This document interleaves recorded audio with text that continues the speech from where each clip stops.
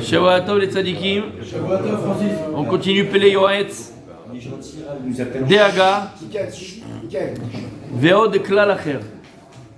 Il dit, je vais encore te donner un principe par rapport à l'inquiétude. Comment réussir à dépasser ses peurs, ses inquiétudes, ses angoisses. She'achshov ve'yamin be'emunah shlema. She'en davar ra yored min hashamayim. V'chol d'aved rachamana l'etav avid. Une personne, elle doit penser, elle doit avoir la foi profonde, entière, complète. She'en davar ra yored min hashamayim. Qu'il n'y a rien de mal qui vient d'Hachem. Et que tout ce que Dieu fait, il le fait pour le bien. D'où on voit ça, Maset Brachot, Dav Samech Hamoud Bet. Et quand Dieu fait une chose, et toi, ta nefesh, toi, ta gouffe, c'est pour le bien de l'âme ou pour le bien du corps. Et tout ce que on semble voir comme mauvais, Elokim Chashava le Torah. Mais sache que Kadosh Baruch Hu, lui, l'a pensé au départ, du début à la fin, uniquement pour le bien. L'ifamim nigle la Adam. Alors des fois c'est dévoilé à l'homme, le plan d'Hachem. Parfois c'est dévoilé, et l'homme il le voit. Même si au début, comme il dit David Ameler dans le Télim, Odecha ki anitani. Je te remercie ki anitani, miachon erinouï. Je te loue de m'avoir fait souffrir.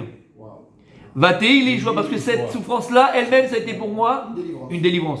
Ça veut dire que là, David Ameler, il l'a vu. Parfois on vit des choses qui sont difficiles, chez l'Oneda, on vit des choses, et des fois la personne elle vit des choses, et c'est une souffrance, elle ne comprend pas pourquoi. Et des fois de son vivant, elle voit pourquoi, elle comprend pourquoi. On va donner des exemples, dans la Torah ou dans la vie. Dans la Torah, par exemple, Sefat Tzadik, il a vécu une souffrance pas possible, d'être jeté à 17 ans dans un puits, dans un trou par ses frères, alors qu'ils veulent le tuer, pourquoi être tué par ses frères, chez Mishmor, chez l'Oneda. Jeté dans un trou, mais tout ça en vérité, à la fin, tout ça pour pouvoir nourrir son père, nourrir ses frères. Donc lui, Yosef, il a eu le mérite de pouvoir le voir de sa vie, que tout ce qu'Hachem il a fait, c'est pour le bien. Et on a des histoires autour de nous, nous-mêmes, des fois, on a vécu de ces choses-là, on ne comprend pas, mais pourquoi? Le type, il a raté l'avion, il avait un rendez-vous super important. D'accord? C'est chez Hayam, c'est des choses qui se sont... Le Rabbi David Pinto. Ah ouais? Chita, bien sûr. Rabbi David Pinto, vous rappelez ce que vous rappelez du vol TWA qui a explosé à New York. Et d'ailleurs, il faisait escale Paris-Israël, je ne sais pas si vous saviez. Et il a explosé au décollage. Et en fait, c'est un missile américain qui a mal tourné. Bref. Exactement, un missile américain. Ça a été bon, bref. Et Rabbi David, exactement, le chanteur. Et Rabbi David, Rabbi David devait prendre ce vol. Rabbi David prend ce vol. Et pour, je ne me rappelle plus la raison, Mechila, de l'histoire, mais en tout cas, raison X, Y, Z, je ne me rappelle plus. On l'avait supplié de rester pour un mariage. Je ne sais plus pourquoi, je ne veux pas dire des bêtises, mais en tout cas, il n'a pas pris le vol finalement, et il devait partir parce qu'il était attendu autre part, et il a raté le vol parce qu'il était autre part, machin. Sur le coup, tu te dis, purée, c'est pas possible, un billet, là, mais machin, et maintenant encore, il reste à l'aéroport 4 heures. Et il a eu la réponse une demi-heure après, chez l'Oneda, chez l'avion a explosé. Rabbi David. On a tous des gens autour de nous. Alors sur le coup, pourquoi tu m'as fait cette galère? Mais finalement, tu te rends compte, des fois il y a des gens qui nous voient de leur vivant. Par exemple, moi j'ai un ami, un de mes meilleurs amis, c'est pas mon meilleur ami. Il a eu crise la nuit, tout ça, mal de ventre et tout, l'ambulance, hôpital, en urgence. Et qu'on appelle ça ici, vésicule biliaire? Oui. La vésicule biliaire qui était en train d'exploser, quoi. T'imagines le truc. Chez Mishmor, un truc de fou. Et une souffrance, mais je le vois, il pleurait, quoi. Il l'a appelé, machin, bref. Et finalement, en opérant la biliaire, ils ont trouvé une début d'Hachem Mishmor. Et grâce à ça, entre guillemets, ils l'ont enlevé. Et voilà. Il a fait des Seudat Odaya. Il a remercié Hachem de l'avoir fait la vésicule biliaire. Parce qu'en fait, il l'a sauvé de l'autre côté. Donc, des fois. Soldats, quand il y a deux hélicoptères qui sont... Avec le lacet. Avec le lacet. Tu montes pas avec le lacet. Exactement. Donc des fois, mon Rabbi Francis, ça c'est avec la mitzvah des lacets. Mais en tout cas, qu'est-ce qu'on voit? Des fois, de notre vivant, Hachem il te montre la Tova, comme il y a ici David Ameler. Des fois, tu vois, c'était une souffrance au départ, mais en vérité, c'était une Tova extraordinaire. D'accord? Ta voiture, elle marche pas et tu devais aller quelque part finalement, Hachem il ce qui s'est passé là-bas. Donc des fois, Tu vis des choses, tu as des souffrances, des petites galères, ou des inquiétudes, ou des plus grandes souffrances, et tu vois à la fin, Hachem il te montre qu'en vérité, ça c'était une Yeshua, ça c'était une délivrance. Ashremi Sherouedze. Velifamim, il dit le Rav, mais des fois, par contre, Nishar Nistar. La chose, elle nous reste voilée, cachée complètement.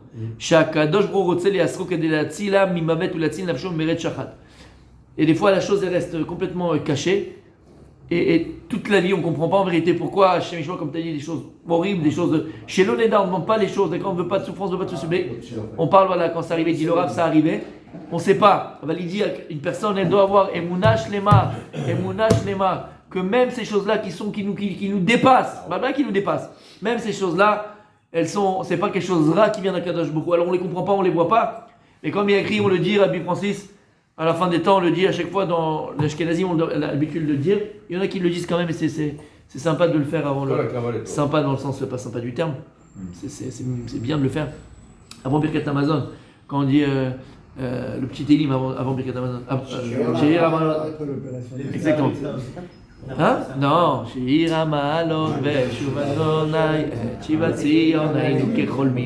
on parle là-bas de. Exactement. Là-bas, on parle de que Kadosh va refaire revenir Am Israël sur sa terre, Mashiach, Moussoulet Amidash. On parle de la Géoula Shlema, la Géoula complète et entière. Qu'est-ce qu'on dit là-bas? Beshua Hashem et Tzion, ok. Qu'est-ce qu'on dit là-bas? Aïnou Kecholmim. Aïnou Kecholmim. On était comme. On va se rendre compte. Qu'est-ce qu'on était comme des rêveurs? En vérité, il dit des Chachamim, il dit David Amelech, Aïnou Kecholmim.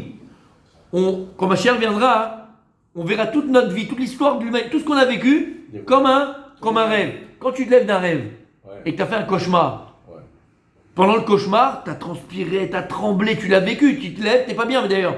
Tu aimes les lumières, tu as envie de marcher, tu vas boire un truc, tu n'es pas bien, d'accord? Et tu as vraiment l'impression d'avoir vécu. Quand Mashiach il viendra, tout ce qu'on a vécu comme des galères et tout ce qui était machin, c'est comme un rêve. Finalement, on va se lever, quand tu lèves du rêve, qu'est-ce qui se passe?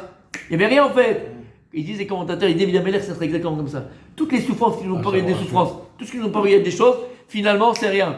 Et peut-être qu'on le comprendra pourquoi, je ne le sais pas parce qu'on ne l'a pas vécu et qu'on le verra, et bon, on le vivra. Mais peut-être qu'on verra à ce moment-là aussi Triat Amitim.